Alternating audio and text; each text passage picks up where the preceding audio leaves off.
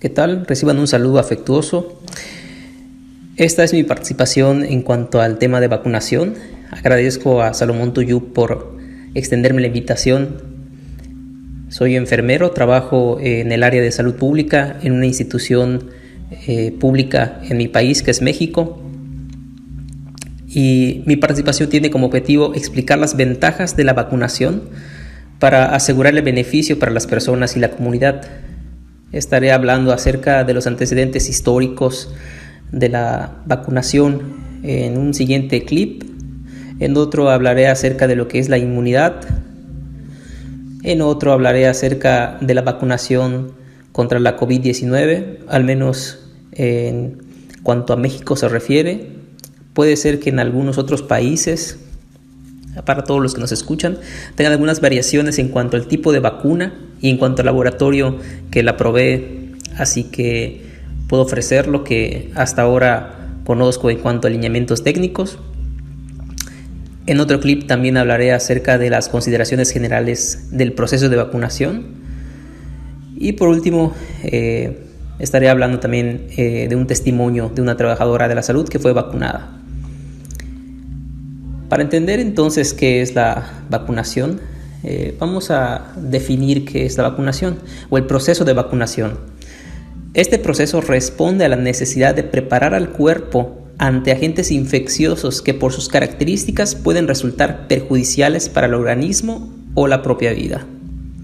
Una vacuna es una preparación cuya función es generar en el organismo inmunidad ante una o más enfermedades. Hay vacunas que son para una enfermedad en específico y hay vacunas que son para muchas otras enfermedades. Tal es el caso de una vacuna llamada pentavalente y que actualmente fue sustituida por una llamada hexavalente que confiere inmunidad contra 6 enfermedades, de ahí su nombre.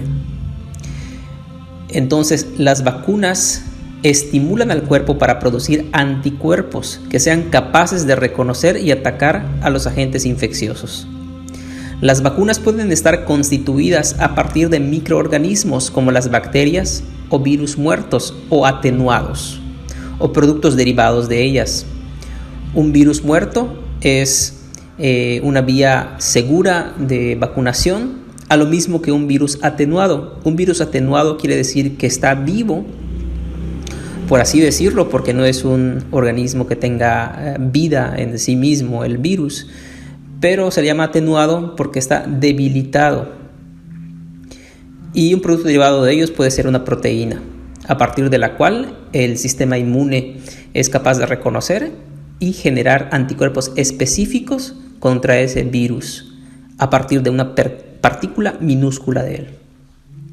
Las vacunas entonces hacen creer al cuerpo que está siendo atacado por un agente infeccioso, ante el cual el cuerpo produce los anticuerpos específicos para librar la batalla invasora.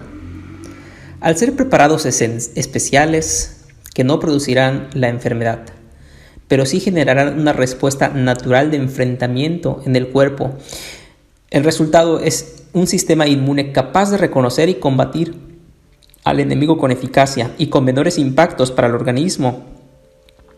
Con ello se adquiere memoria inmunitaria. Este es el segundo clip y aquí hablaré acerca de los antecedentes históricos de vacunación. En el siglo XIV, la peste negra fue responsable de la muerte de 1/3 de la población europea en tan solo 10 años. 10 años fueron suficientes para producir miles de muertes. Y se extendió por esta temporada porque no contaban en ese entonces con una vacuna contra esta enfermedad transmitida por las ratas principalmente. Avanzando el tiempo, en el siglo XVIII, la viruela afectó al 80% de la población del noroeste de Europa, con una letalidad del 10%. La viruela es mucho más antigua que esto, pero ese es el registro que tenemos de ese entonces, el siglo XVIII. Durante la conquista en México, que es mi país, un factor determinante para la victoria de los españoles fue el contagio de enfermedades contra las cuales los indígenas no tenían inmunidad, como son la viruela y el sarampión. Es decir, que eran más los muertos producto de esas enfermedades infecciosas que por las batallas y por las uniones entre grupos étnicos de otros indígenas en contra de los mexicas. Se murieron más por las enfermedades que por las batallas y los enfrentamientos entre españoles y mexicas y el resto de otras pequeñas tribus y grupos étnicos. Así que fueron determinantes. Ese es el potencial de unas enfermedades en una región para la cual no hay un tratamiento preventivo como son las vacunas, o curativo porque eran enfermedades nuevas. A eso se le llama epidemia, cuando una enfermedad se distribuye en una región específica, en una región delimitada. Poco más en el tiempo, a principios del siglo XIX, Londres fue devastada por una epidemia de cólera. Y aquí en México también tenemos antecedentes de esta enfermedad como epidemia.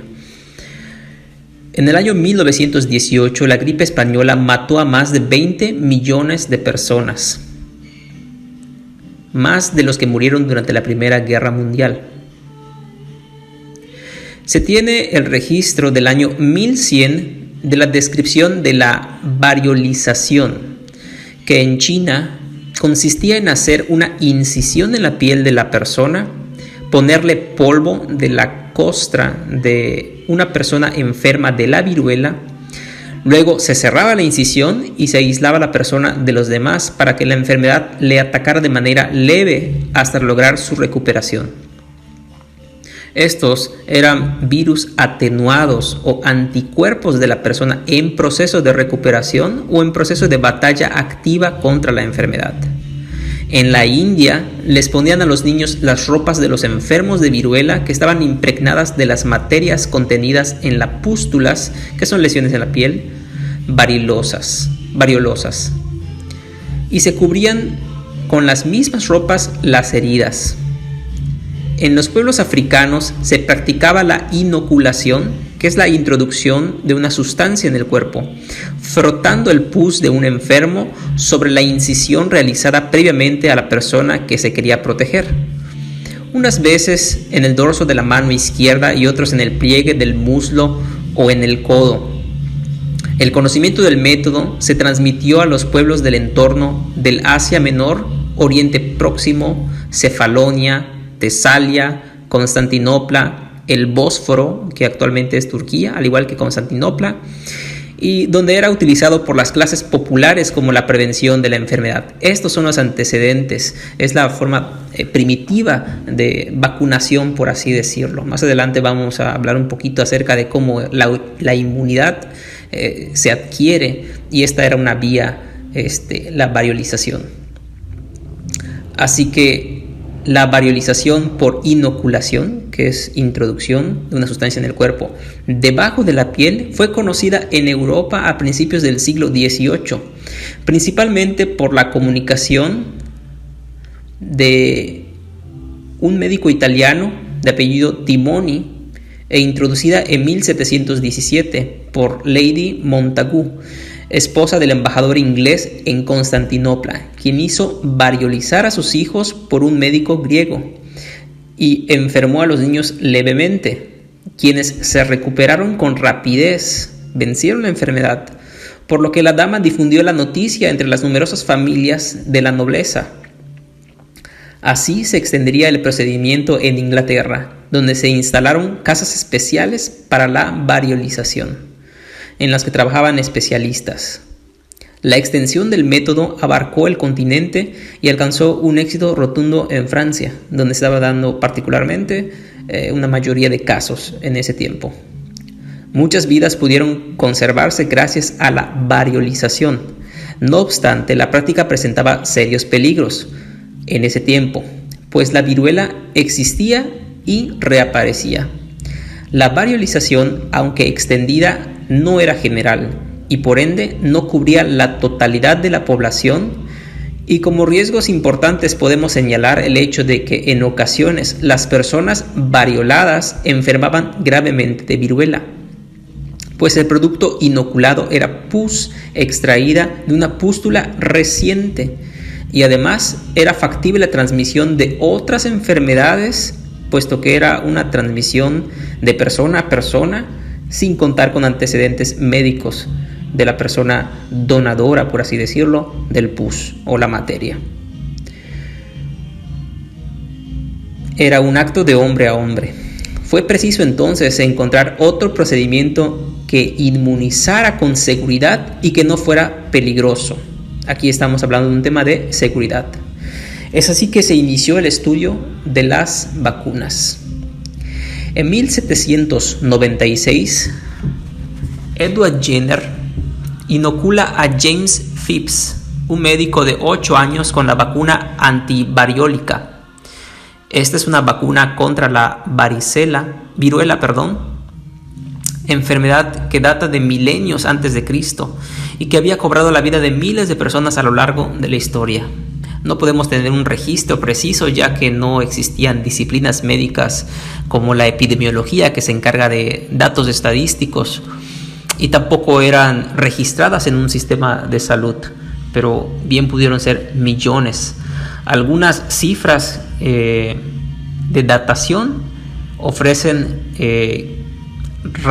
registros de hasta 10.000 años antes de Cristo.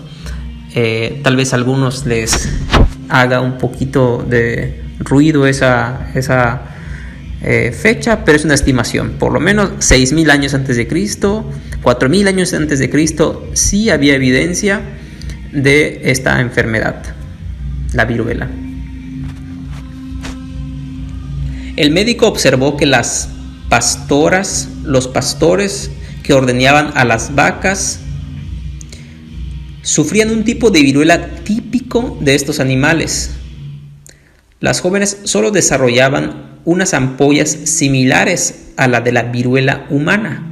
Era distinto en cuanto a los signos que él como médico podía observar, aunque atenuada, quiere decir leve, y únicamente en las manos. Al médico le resultó muy interesante y rápidamente pensó en inocular la viruela bovina en humanos, emulando o haciendo un acto similar a lo que se conocía como la varoliciación. Él quería hacer esto para ver si los hacía resistentes. El médico inglés inoculó, quiere decir que introdujo esta sustancia en el cuerpo del hijo de su jardinero, el pequeño James Phipps, y esperó varias semanas. Todo ocurrió según lo previsto y el pequeño no desarrolló la viruela. Entonces Jenner inoculó el extracto de un paciente con viruela en James, o sea, produjo un estado de enfermedad, y James no se infectó. Ni él ni el resto de personas a las que Jenner inoculó posteriormente el virus de la viruela bovina. El éxito de Jenner fue un bombazo para esa época, ya que suponía una forma muy sencilla de evitar el gran número de muertos por viruela en todo el mundo.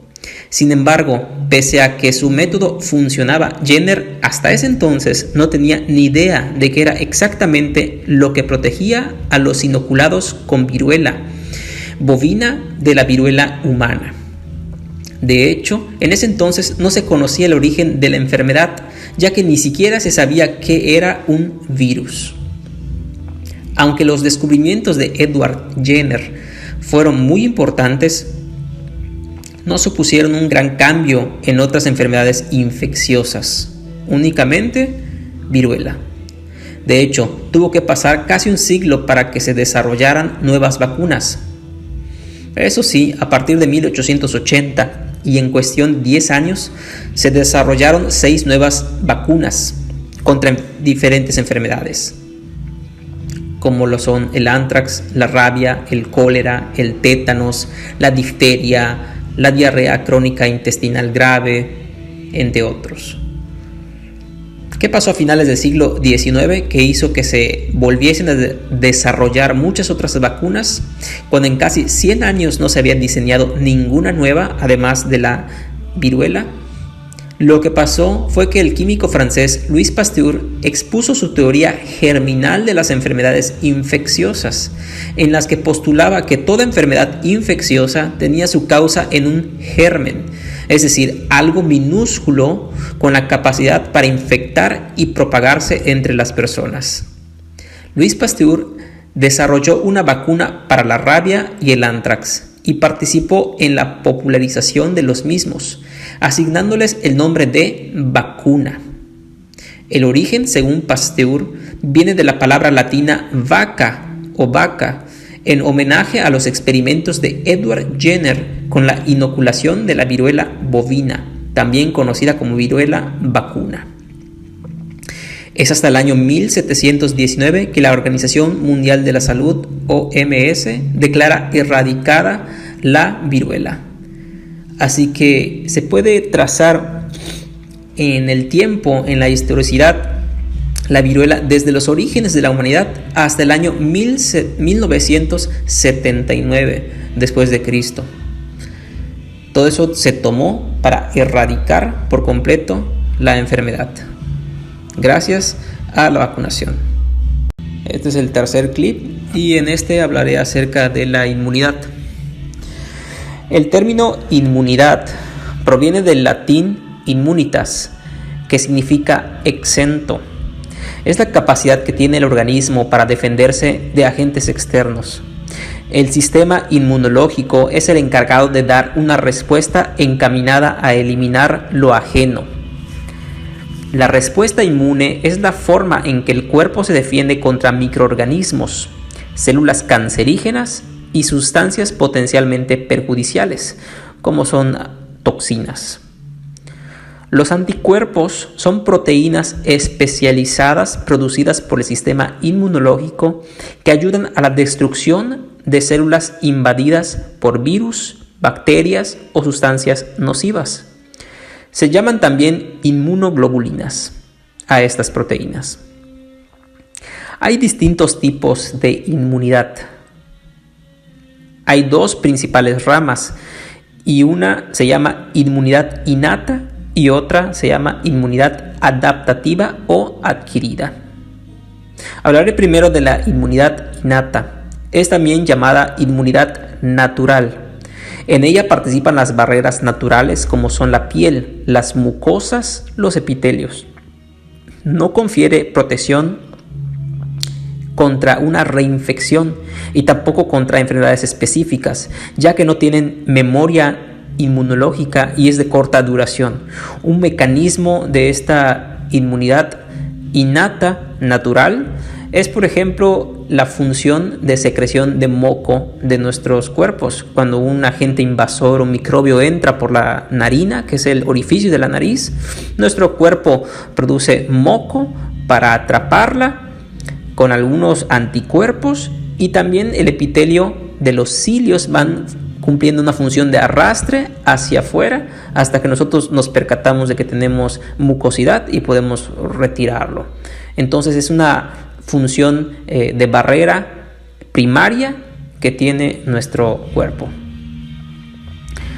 La otra inmunidad es la adaptativa o la adquirida. Esta se desarrolla cuando agentes infecciosos logran evadir los mecanismos innatos de defensa, como la piel, la conjuntiva, epitelios. Pueden ser inducidas pasivas o activamente. Puede ser natural o artificial. Hay una vía natural de adquirir una inmunidad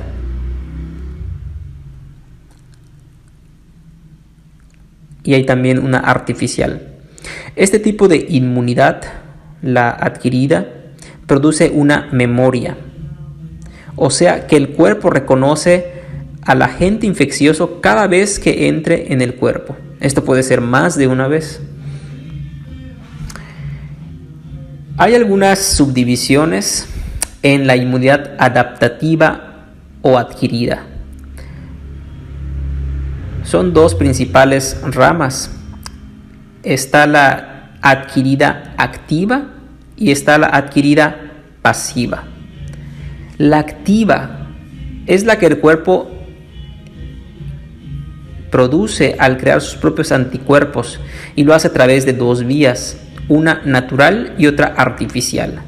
La natural se genera ante la presencia de la enfermedad.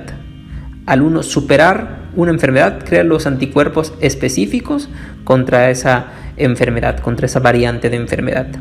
La artificial se genera por la sensibilización del sistema inmunológico mediante la introducción de microorganismos atenuados, inactivados o fracciones del mismo. Esta inmunidad es la producida por las vacunas. Es una inmunidad adquirida, activa, artificial. Repito, es una inmunidad adquirida, activa, artificial. La otra vía por la que se adquiere esta inmunidad, valga la redundancia, adquirida, es la forma pasiva y es debida a la transferencia de anticuerpos producidos por otro individuo de la misma o distinta especie. Hablan de humanos y también de otros animales que pueden participar en esta transferencia de anticuerpos. La vía natural de la inmunidad adquirida pasiva es la transplacentaria. Quiere decir que la madre, a través de la placenta, pasa anticuerpos al bebé. Una vacuna que tiene produce este tipo de inmunidad adquirida pasiva natural es la vacuna TDPA que ponemos a las mujeres embarazadas a partir del 5º mes o 20 semanas de gestación. Es contra tosferina, difteria y tétanos. Principalmente la tosferina, el componente de esta vacuna de tosferina va a proteger al bebé en las primeras etapas de su vida. La vacuna TDPA tiene otros dos ingredientes contra otras dos enfermedades, que es el tétano y la difteria, que van a proteger tanto a la madre como al bebé, pero principalmente la tosferina es para proteger al bebé y se da a través de esta vía. Es una inmunidad adquirida, pasiva, natural, porque es a través de la placenta que la madre va a transferir estos anticuerpos. Otra forma en la que se da esta inmunidad pasiva natural es a través de la lactancia materna, recomendada por lo menos los primeros 6 meses de la vida de un bebé.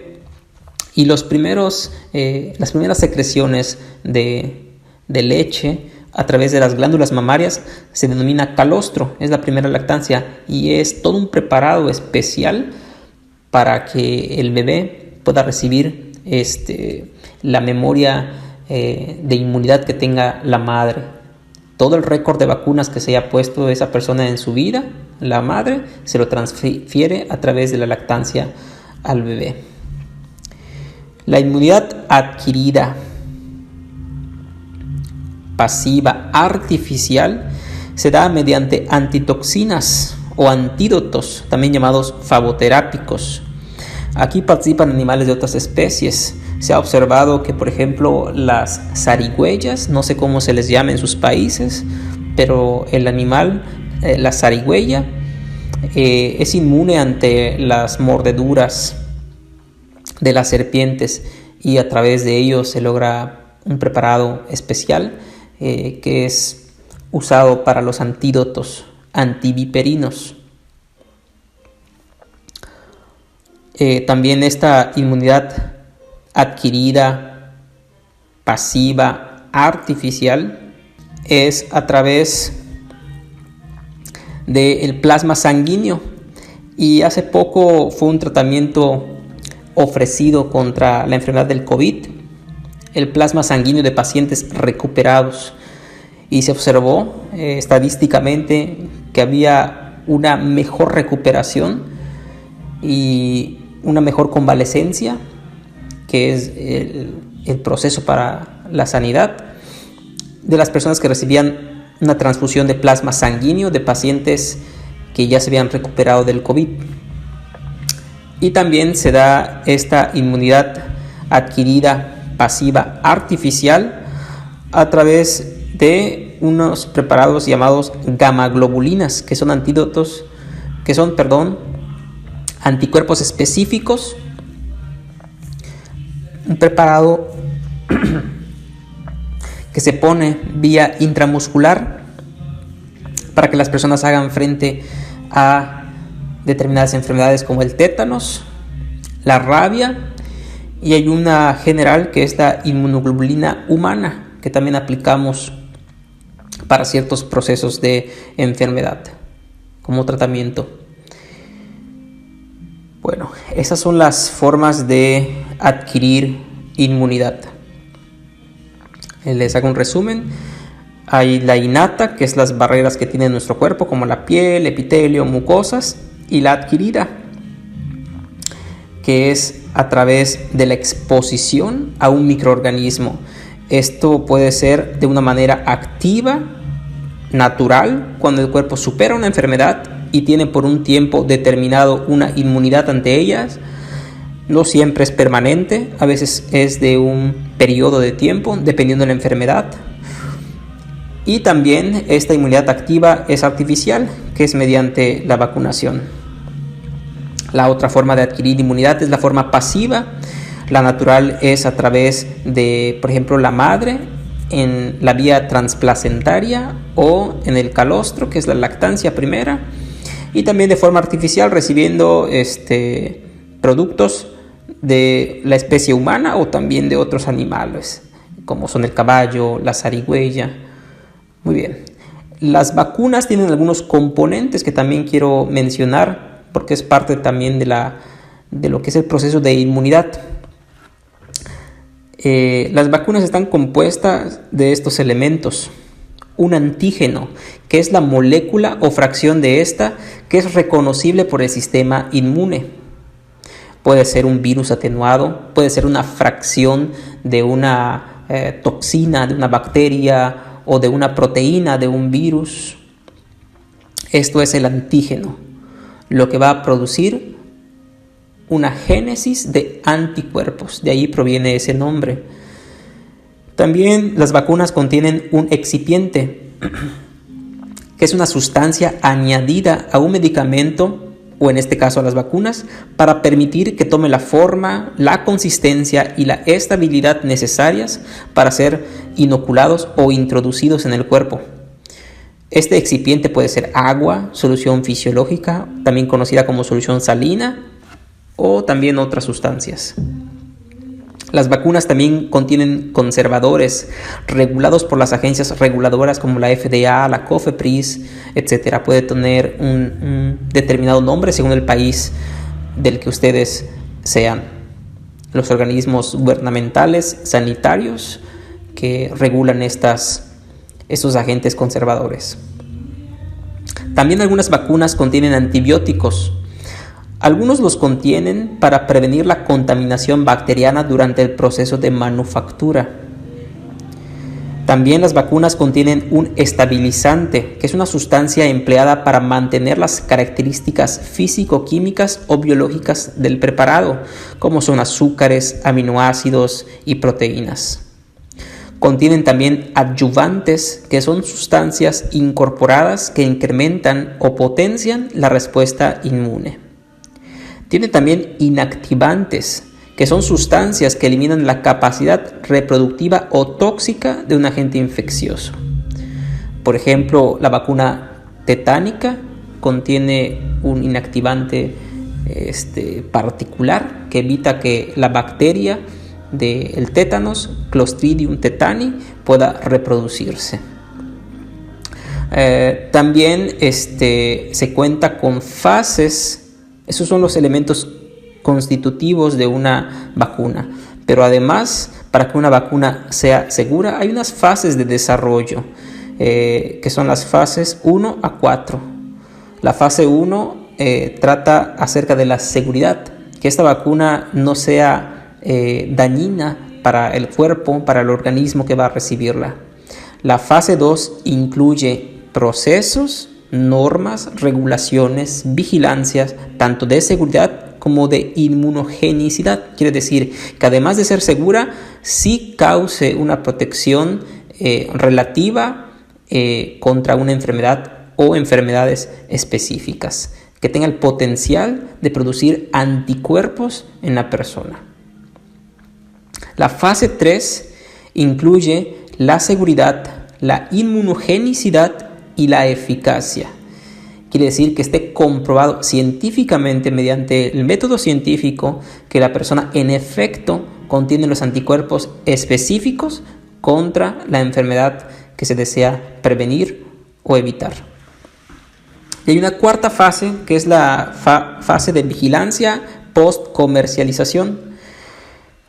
Normalmente todas las vacunas, la totalidad de las vacunas, han cumplido esas 4 fases. Para que lleguen a ser inoculadas o inyectadas o dadas a beber en su forma oral, las vacunas a una persona ha pasado por un filtro de seguridad. Se ha comprobado que tiene inmunogenicidad, que es capaz de producir anticuerpos en el organismo, y también su eficacia, que por el tiempo determinado puede producir una inmunidad. Algunas que no ofrecen inmunidad permanente tienen necesariamente en su esquema de vacunación una aplicación de refuerzos en una periodicidad. Pueden ser 5 o 10 años, dependiendo de la vacuna de que se trate y contra la enfermedad de la que se trate. Y la cuarta fase, que es permanente, es la vigilancia post-comercialización. Y esta vigilancia va desde la persona que inyecta la vacuna, puede ser personal de enfermería, puede ser un médico pediatra, puede ser un epidemiólogo, un inmunólogo, en fin, cualquier persona que pone una vacuna está capacitada para hacer frente a algunos efectos adversos u observar qué signos, síntomas presenta una persona post vacunación. Así que siempre se lleva un registro, hay todo un procedimiento técnico que los profesionales de la salud llevan a cabo cuando hay eventos asociados a la vacunación para el reporte. Este es el cuarto clip y aquí hablaré acerca de la vacunación contra la COVID-19 en México. Puede haber algunas variaciones en sus países, pero puede seguir el mismo curso. La estrategia de combate que tengan las diferentes dependencias de gobierno de sus países y las diferentes secretarías de salud o ministerios de sanidad. Lo que tenemos ahora como lineamiento, como ficha técnica en México, es la siguiente información que les comparto. Hay en la actualidad, hasta el día de hoy, 60 laboratorios en fase clínica de producción de vacuna. Hay 172 en fase preclínica. Así que tenemos un gran total de 172 más 60 laboratorios que están en la carrera para el combate de esta enfermedad COVID-19, generando productos biológicos, vacunas. 13 de estos laboratorios están en la fase 3 de producción, o sea que han cumplido las normas de seguridad, inmunogenicidad y eficacia. En México se ha autorizado para su uso por emergencia la vacuna producida por Pfizer. El día 11 de diciembre de 2020 se autorizó por el Secretario de Salud de México la llegada de este producto biológico. Y también a partir del 4 de enero de este año 2021, los laboratorios AstraZeneca fueron también aprobados como uso de emergencia en el país.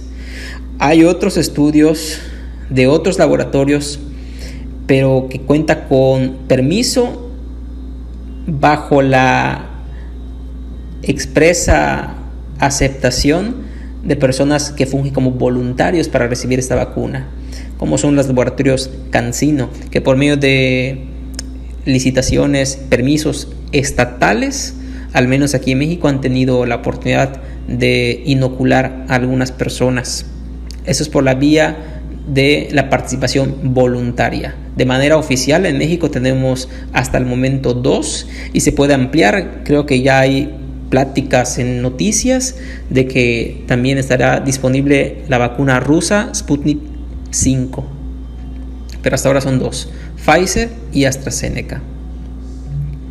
Se pretende vacunar a por lo menos 1.2 millones de trabajadores sanitarios, poco más de 2 millones de personas de 80 años o más, poco más de 4 millones entre las edades de 70 a 79, más de 3 millones entre los 65 y 69 años y más de 4 millones entre 60 y 64 como grupos prioritarios.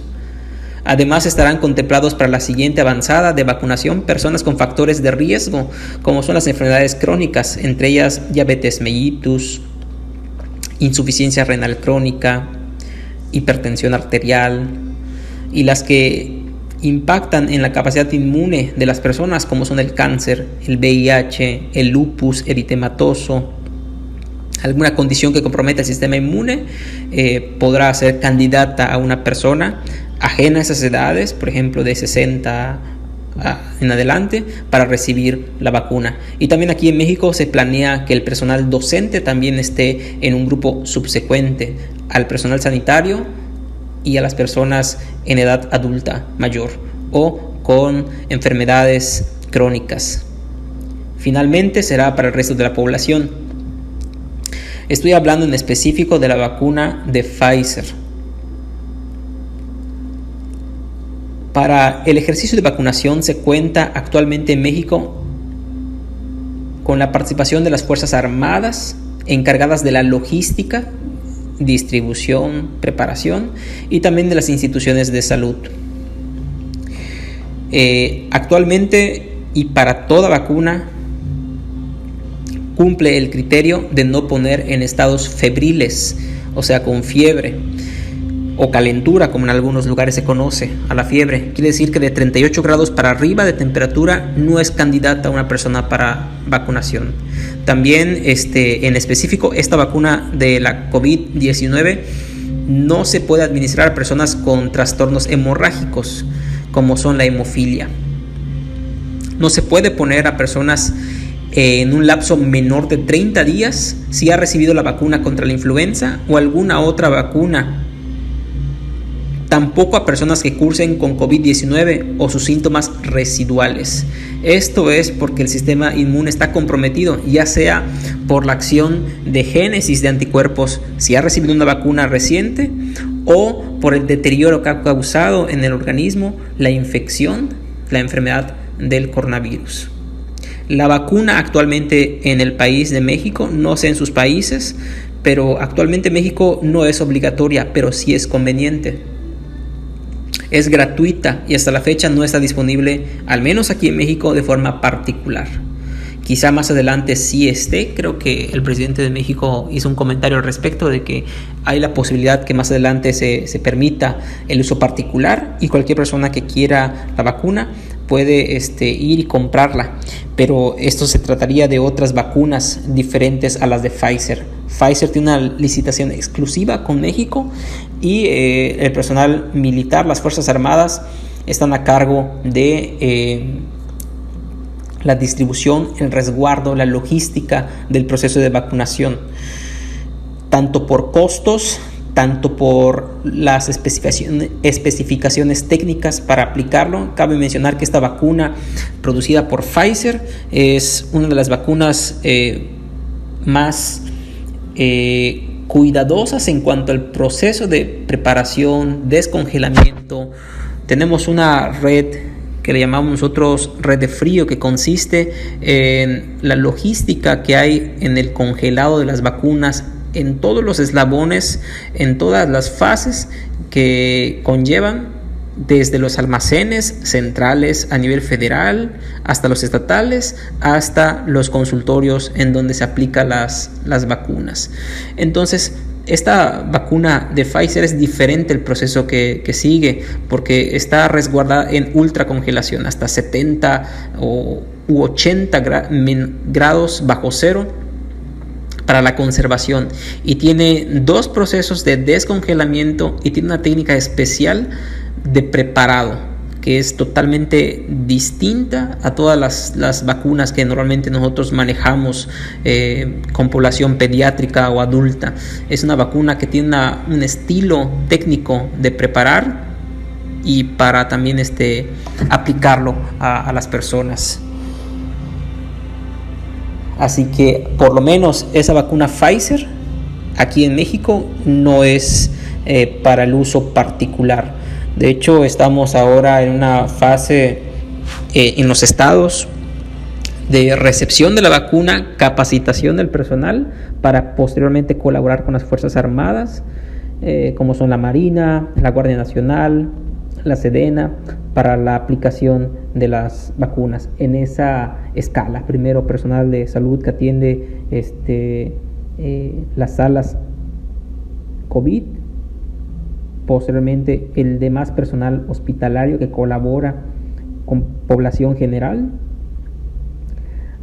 las personas de 60 años y más, personas con enfermedades crónicas y el resto de la población más adelante. Las otras vacunas no requieren esa forma de distribución, que es la ultracongelación, pero gradualmente se irán implementando, al menos en mi país, y puede que en sus países sean otras vacunas de otros laboratorios. Este es el quinto audio y aquí veremos un poco de las consideraciones generales de la vacunación. Su significado en el control de la epidemia. La vacuna debe entenderse como una herramienta de control y combate efectivo a nivel preventivo. La vacuna no es para curar la enfermedad. De hecho, si escucharon y prestaron atención al audio anterior, en él menciono que esta vacuna no puede ser puesta en una persona en curso de la enfermedad coronavirus. Tiene que pasar por lo menos 15 días si la persona sale bien de esta enfermedad, que no tenga síntomas. Algunas personas manifiestan signos residuales como son afectaciones pulmonares. Mientras estén en curso estas manifestaciones, no puede ser vacunada la persona. Así que esta vacuna es para su fase preventiva. Personas que han sido sanas del coronavirus también requieren el uso de la vacuna en ellas, puesto que, como compartimos en audios anteriores, la inmunidad adquirida por vía natural, esto es, haber superado la enfermedad, confiere por un tiempo de una vigencia limitada los anticuerpos en el organismo. Quiere decir que no es permanente. Hay estudios que hablan acerca de 8 meses después. Y si hacemos cuentas de la pandemia, al menos aquí en México, desde marzo del año 2020 tenemos la presencia de esta epidemia, de esta pandemia. En países como son China, desde octubre, noviembre del año 2019, de ahí el nombre COVID-19. Así que conviene realmente vacunarse para tener una inmunidad efectiva, específica y más prolongada.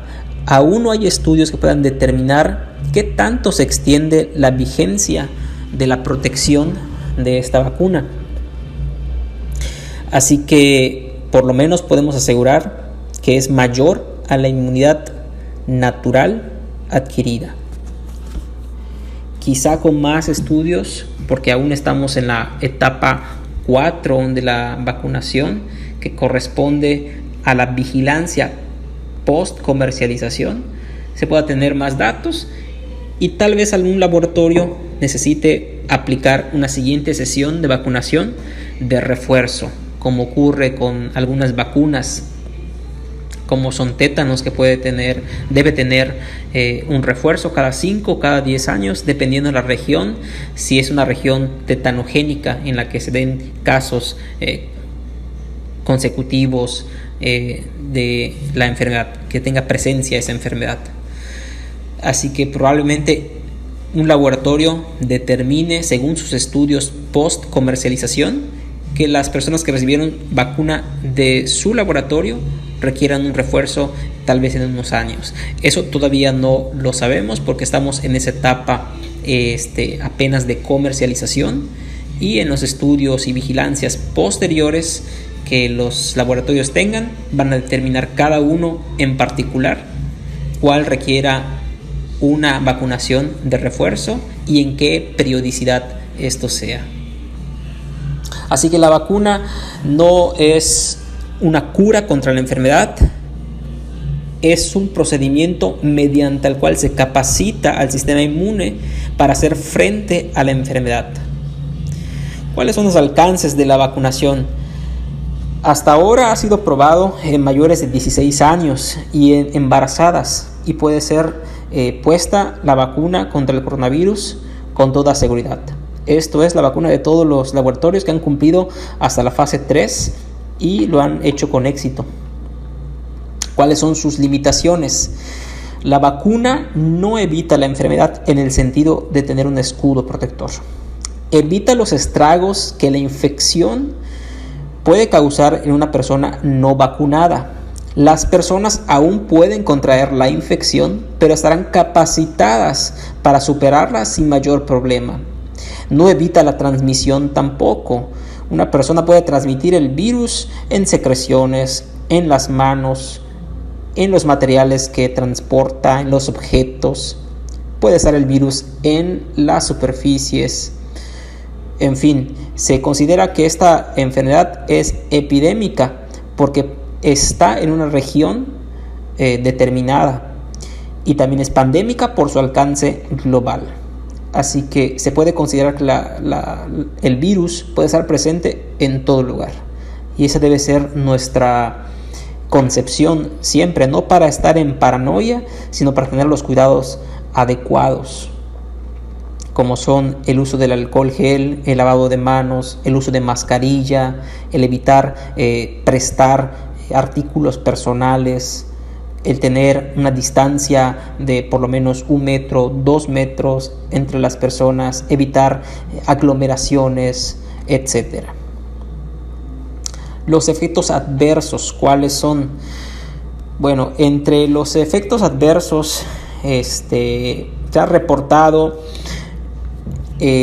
locales y sistémicos. Locales son enrojecimiento, endurecimiento, dolor en el sitio de la aplicación, y entre los sistémicos están los dolores de cabeza. Algunas personas se pueden sentir angustiosas, pueden tener ojos llorosos, ojos rojos, congestión nasal. Puede haber picazón, comezón o hinchazón de los labios y lengua como una respuesta anafiláctica, que es una forma en la que el cuerpo intenta rechazar una sustancia que es inoculada. Es una respuesta hística contra la cual se puede dar tratamiento. De hecho, entre los manuales de vacunación tenemos la normativa en esta vacuna de esperar 30 minutos en una vigilancia estrecha de la persona que ha sido vacunada. El proceso de vacunación del COVID-19 es muy diferente, les comento, en todo, en cuanto a los lineamientos técnicos, en cuanto a el manejo de la vacuna, en cuanto a la forma en la que se da el proceso de vacunación. También hay sensación de picazón o comezón en la garganta, sensación de cierre de la garganta, puede haber dificultad para tragar, ronquera, en el pecho se puede sentir falta de aire, tos, sensación de silbido, dolor, sensación de opresión. En el corazón se pueden experimentar alteraciones en el ritmo. En la piel puede haber comezón, urticaria o enrojecimiento. En el estómago puede sentirse ganas de vomitar. Puede haber diarrea o calambres abdominales. Esos son signos sistémicos, algunos de anafilaxia, que pueden y son tratados con epinefrina, por ejemplo, y son vigiladas en los primeros 30 minutos. Y cualquier otra afección o evento adverso que se puede experimentar es tratable.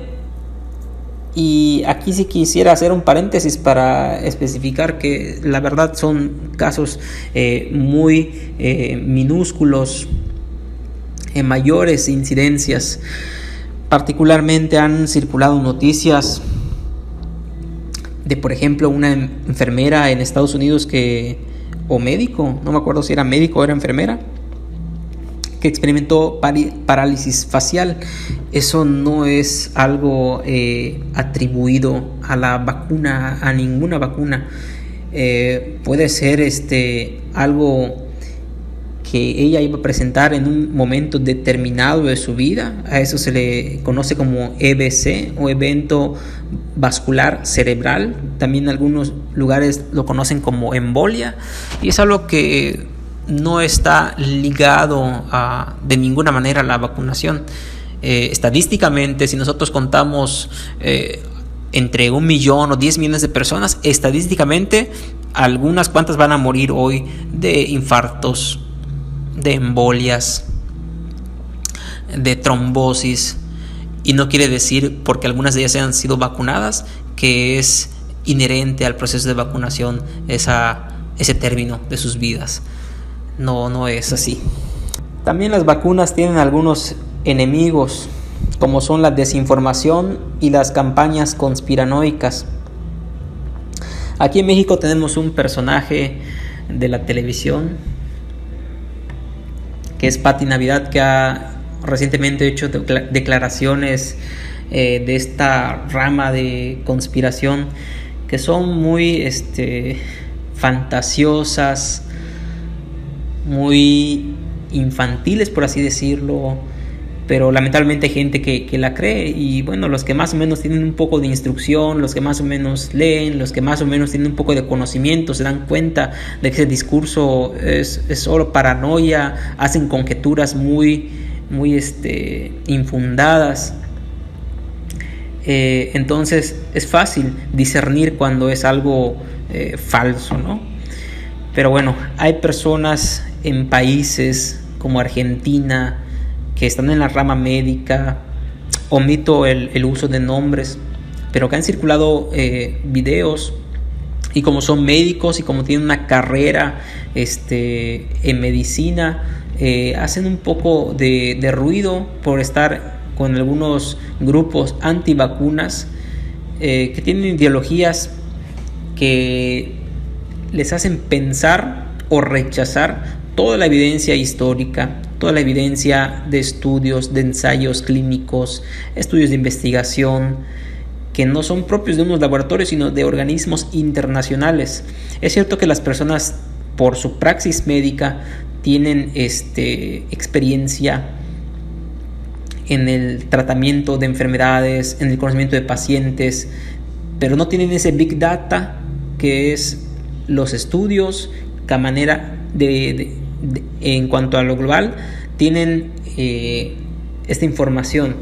No sé si me explico en esto. Una persona puede ser muy seria, muy buena en su trabajo, pero tiene un alcance limitado de conocimiento y de experiencia. En cambio, el marco teórico, la experiencia en vacunación a nivel global, por todo el tiempo que se ha vacunado, ofrece estadísticas y datos certeros, seguros, para llevar la práctica de vacunación de una manera ética, responsable y segura para las personas. Este es el 6º audio y es el último con el cual termino mi participación. Y este audio habla acerca del testimonio de una trabajadora de salud que fue vacunada. Les compartí en el audio anterior acerca de la difusión de desinformación, de sensacionalismo, de notas amarillas en contra de la vacunación. Y la verdad es que ofrecen datos falsos para causar polémica, algunos con fines o tintes políticos, algunos desde la mera ignorancia, pero no se comparte información buena, genuina, y de los cientos y miles de casos de las personas que con éxito han logrado la inmunidad en contra de esta enfermedad de la pandemia del COVID-19. Y este es un caso de éxito de los que no se comparten por esos medios. Una usuaria de redes sociales compartió su experiencia, y es una trabajadora de la salud. comparte el siguiente testimonio y lo comparto con ustedes a manera de un mensaje de esperanza y de recomendación que hace esta doctora. Cito su comentario, su publicación. Comienza así, con esta pregunta: ¿funcionará la vacuna? Unas semanas antes de que me administraran la vacuna de primera dosis del laboratorio Pfizer, había tenido una exposición cercana con un paciente positivo a COVID. Unos días más tarde me comencé a sentir mal y me fui a hacer las pruebas. El día 5 de diciembre de 2020 me hicieron la PCR y la prueba serológica. Son dos pruebas distintas. La serológica es la de anticuerpos. Gracias a Dios, todas las pruebas salieron negativas. Mis síntomas eran solo el reflejo del cansancio por tantos meses trabajando bajo tanto estrés. El característico es el dolor de cabeza. Soy médico y estoy enfrente de la batalla, dice ella en este comunicado. Hoy, luego de culminar mi ciclo de vacunación, la segunda dosis, fui a hacerme nuevamente la prueba de anticuerpos, ya que quería verificar si los tenía. Casualmente tenía una prueba de anticuerpos previa a la vacunación, la del mes de diciembre, con lo que podía comparar mi estatus. Por lo tanto, podía hacer un experimento personal para demostrar si la vacuna funcionaba. Aquí les presento mis resultados. Para mi tranquilidad y la de los míos, estoy positiva al anticuerpo IgG. Eso significa que tengo inmunidad adquirida contra el coronavirus. O sea, mi cuerpo recibió el mensaje que se le llevó por medio de la vacuna, lo interpretó y creó anticuerpos.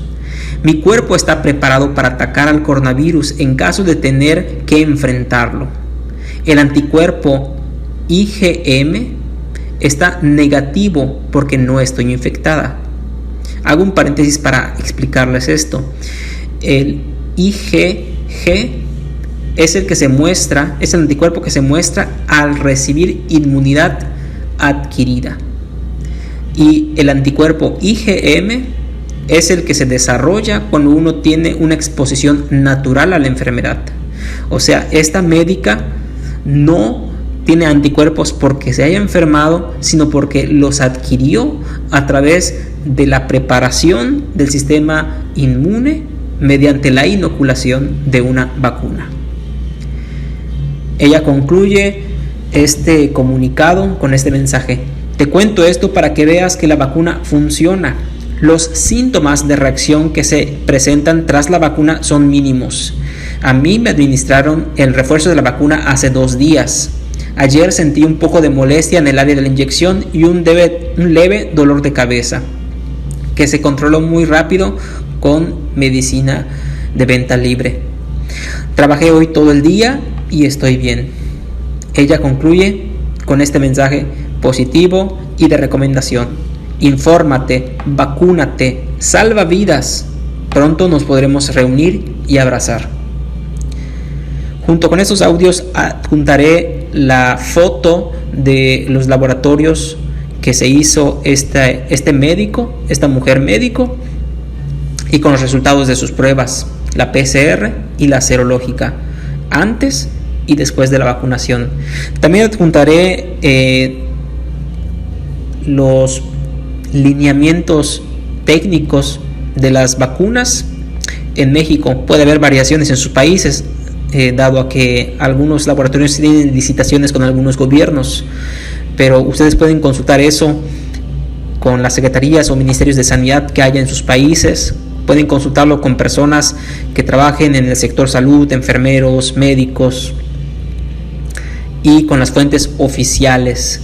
Reciban un cordial saludo y espero que mi participación haya podido despejar algunas dudas y tratar con la confiabilidad de lo que se hace en el proceso de vacunación, contrario a lo que se muestran en algunas especulaciones conspiracionistas. No estamos nosotros, el personal de salud, coludidos con gobiernos o con gente que trate de hacer un mal al mundo. Consagramos nuestras vidas a trabajar por un bien comunal en el servicio al prójimo y con altos estándares de ética y responsabilidad social.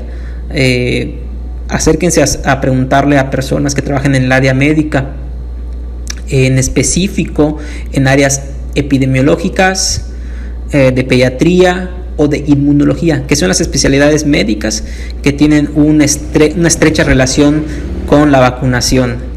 Hay personas que son médicos generales o que son de estas especialidades que tal vez no estén muy al tanto porque no es algo que desempeñen en su diaria labor, pero esas especialidades médicas sobre todo son los que tienen mayor acercamiento y manejo de la vacunación: inmunólogos, pediatras, epidemiólogos, y personal de enfermería, puede ser de salud pública o de los servicios de medicina preventiva.